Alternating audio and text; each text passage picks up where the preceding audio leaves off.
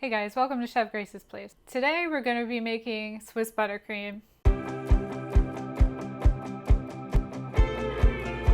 I know you're thinking, why are we making Italian buttercream? Well, I really want this to be accessible to everyone, and let's talk about the difference between Italian and Swiss buttercream. So the real difference between Italian and Swiss buttercream is how you make the meringue for the buttercream. So if you don't know what buttercream is made out of, it's basically meringue, which is egg whites and sugar, beaten up to stiff peaks, it makes like a foam, and then you add in some butter, right? So it's basically egg whites, sugar, and butter. So how you combine the sugar and the egg whites is what defines Italian versus Swiss. So in Italian buttercream, we make a sugar syrup on the stove. We cook sugar to what's called softball stage, kind of like the consistency of hot glue, and it's really hot. So you don't want to burn yourself with that. So because in this series, I want to make sure people without a stand mixer will have an easier time making everything in it, I decided to go with Swiss buttercream, because in Italian buttercream, you're taking that hot liquid sugar and you're pouring it into the egg whites as you're beating them. And if you don't have a stand mixer, you gotta use one hand to mix and one hand to pour. And I just feel like that's gonna give you a greater risk of failure, because maybe you're not mixing fast enough, or maybe burn yourself with the sugar, which is the worst burn you can get, sugar burn, because it sticks to you and you know you want to touch it to get it off and you can't do that, and it's not very good. So I decided to go with Swiss buttercream, which instead of making a hot liquid sugar, we're going to heat up the eggs and the sugar together over the double boiler until we dissolve all the sugar granules into the egg whites, which is a lot safer. You can do it in a bowl. I'm doing it with the mixer bowl because I will put it in the mixer just because I don't feel like beating it by hand, but you could beat it by hand if you really want to, or you don't have a mixer. So right now I'm getting my egg whites together, and I just wanted to show you guys how to separate an egg without putting it back and forth with the shell. So I'm going to take my egg, and if you haven't seen my video on how to crack an egg with one hand, definitely take a look at it. So I'm going to crack my egg with one hand, and then I'm just going to plop it into my other hand and let the egg white fall off. And that's the easiest way to separate an egg, I think. These eggs are cold, so if you're doing a lot of eggs, it might hurt your hand a little bit. So you might want to wear a couple gloves to insulate your hand. And as always, if you're gonna touch food, wash your hands. I actually have enough egg whites in this bowl here. I just forgot, you guys might want to see this. So I'm just gonna put the egg white in like a cup or a bowl. I'll have it for breakfast or lunch. I'll have it for lunch. Okay. So to separate an egg, crack it,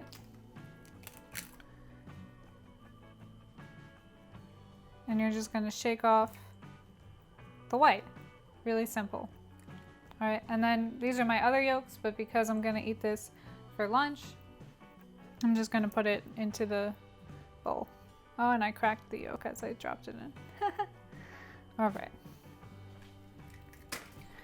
Also, another thing to point out is if your yolk does break and you can see it in your hand, you have the option to like get rid of it really quick. And this is important because in the meringue we don't want any fat, because fat molecules, they're kind of slippery. So when we're building these meringue air bubbles in the egg white with the sugar, fat molecules, before that structure is established, it won't allow it to form. The bubbles will slip instead of stick up on top of each other. So we want to make sure there's absolutely no fat in the bowl before you put the egg whites in. and that all the yolks are out of it. Okay, so the next thing we're gonna do is measure out our sugar. And because we're gonna melt these together over the stove, I'm just gonna weigh it out into the egg whites. I'm gonna need 10 ounces. And also, before we start this process, it's really important that your butter is room temperature, so make sure you grab that out. The quality of what you make is only gonna be as good as the quality of the ingredients that you put into it. So that's why I'm using European style butter. It has more butter fat than American style butter. So butter isn't just fat. Butter has water in it, it's got milk solids in it, and it's got butter fat in it. And European style butter has more butter fat in it. So that's why I'm going to be using European style butter for my buttercream. You can use regular butter, but if you find a good sale on unsalted European style butter, I usually buy as much as I can and throw it in the freezer because it's pretty expensive. 2 more things. I'm gonna add, we talked about fat being super slippery onto these bubble structures in our meringue, but we didn't talk about acid. Acid helps egg whites coagulate. So we're gonna put a pinch of cream of tartar into the egg whites to help them coagulate faster. Now, you might not have cream of tartar in your pantry, and that's okay. You can also use a very, very small splash of lemon juice, and it won't really affect the flavor of the buttercream. Don't worry about that. So I'm just gonna take a little pinch, like a cutesy pinch, and put it in my mixing bowl. So the other thing I'm gonna weigh out in a bowl, which will eventually go over the double boiler to melt, is white chocolate. Now, you don't really need this in the buttercream, but I like it because it helps stabilize it. It helps keep it from breaking. Another thing that will help keep buttercream from breaking is margarine or shortening. But I don't really like to put that in my buttercreams because, number one, I don't really like to use hydrogenated vegetable oil unless, you know, it's really necessary. But it also has it has a higher melting point, which is why it's such a good stabilizer. But because of that high melting point, it's gonna leave like a coat on your tongue. So if your tongue is coated in fat and it doesn't like melt away quickly, the flavor isn't really gonna get to your tongue as quickly either, and it's not gonna be like a clean flavor. So that's why I'm gonna use white chocolate instead. It's also important for your double boiler that your bowls fit on top of your pot, right? So this fits pretty good. It's like sealed. There's going to be a hot spot.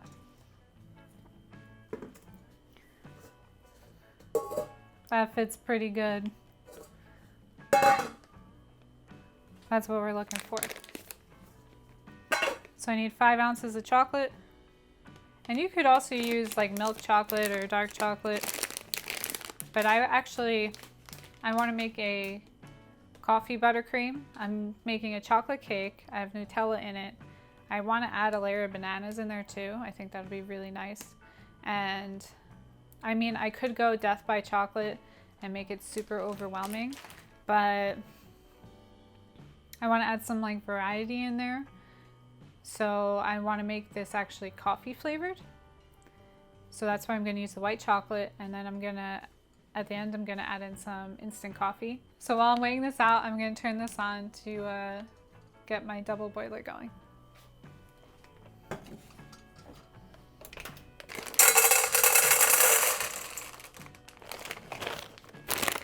All right, 5 ounces. That's actually not that much. You could also melt this down in the microwave, but be careful with white chocolate because it burns a lot quicker than any of the other chocolates, mainly because it's not really chocolate. It's mostly cocoa butter and milk powder and sugar. Oh, one other thing that I forgot to add, pinch of salt to my egg whites, and that's just to enhance flavoring. So we'll go with an Italian pinch there. Okay, so for this, I have my whip attachment. If you don't have a mixer, you have a whisk. The bigger the whisk, if you have like a balloon whisk, where it's very ballooned on the end, that's gonna make making a meringue a lot easier. So I have my whisk on standby over here by my mixer. I have my double boiler starting to boil. Got my egg whites, and we're gonna move over to the stove. I also have my butter over here.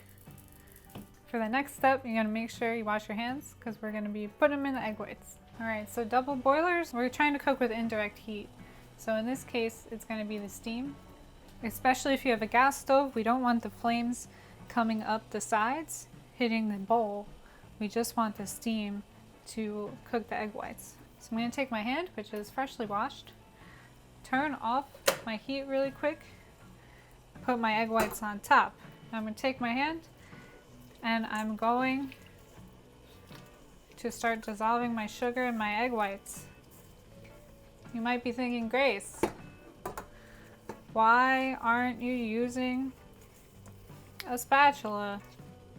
Well, spatulas don't have nerve endings, guys. Surprise, surprise.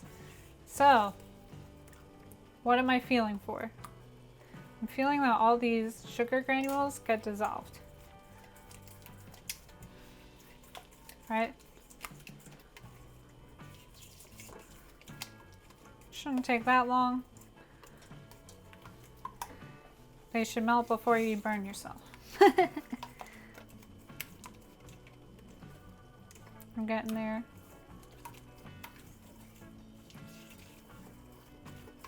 It's important to keep the egg whites moving too, because although this really isn't hot, it's just like warm, we don't want the eggs to cook or scramble, you know? So I'm getting there.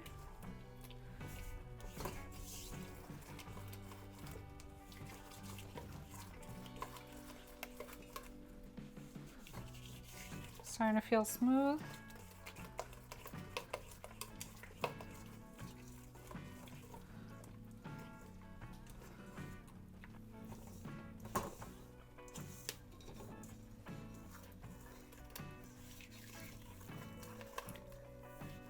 You can already see the air bubbles start to form. It feels really smooth. I don't feel any crystals in here.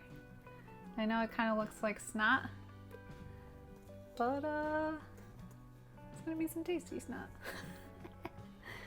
So that's what you're looking for, okay?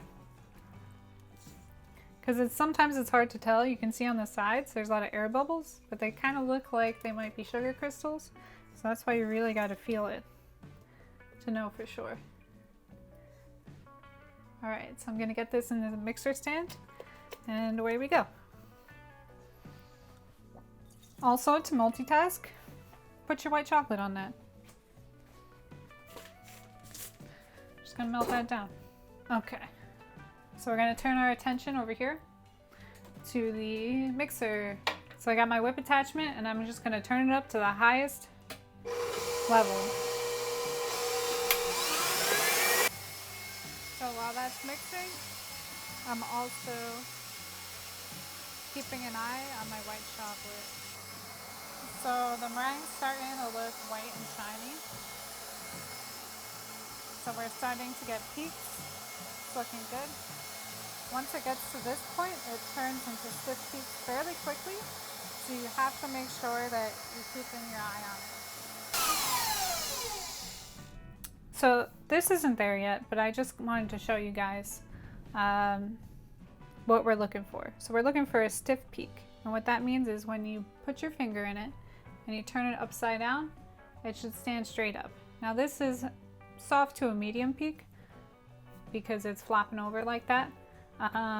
So we're gonna keep going until it stands straight up. So something you want to look at while it's mixing is the ridges, the whip makes when you whisk it. That's going to help you identify whether or not it's at stiff peak yet.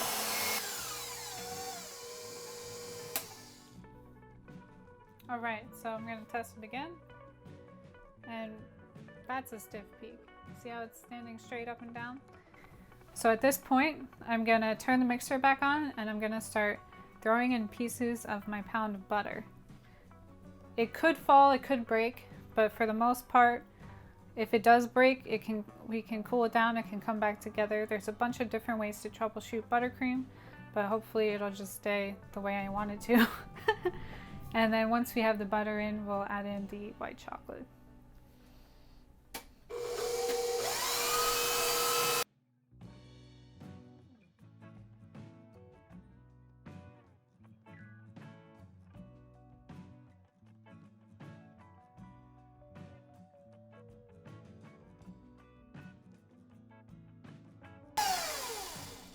Alright, so now I have all my butter in there. I'm going to add in my white chocolate and continue to whip it.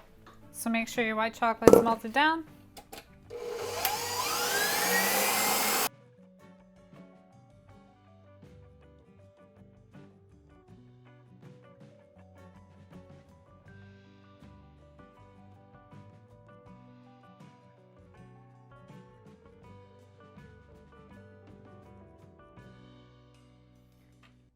So our buttercream looks great.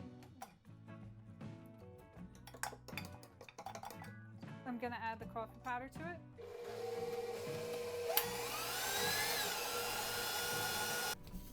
So I'm actually going to add more.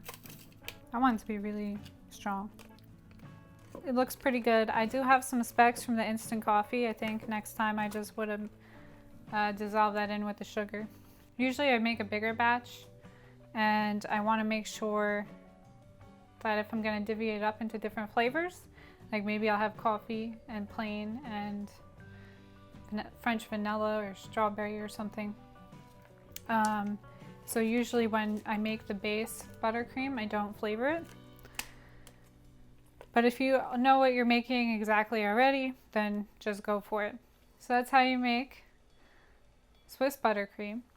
I hope you join me in the next video, because now I have my Nutella done, I have the buttercream done, and I have my cake baked. So you're going to see it all come together.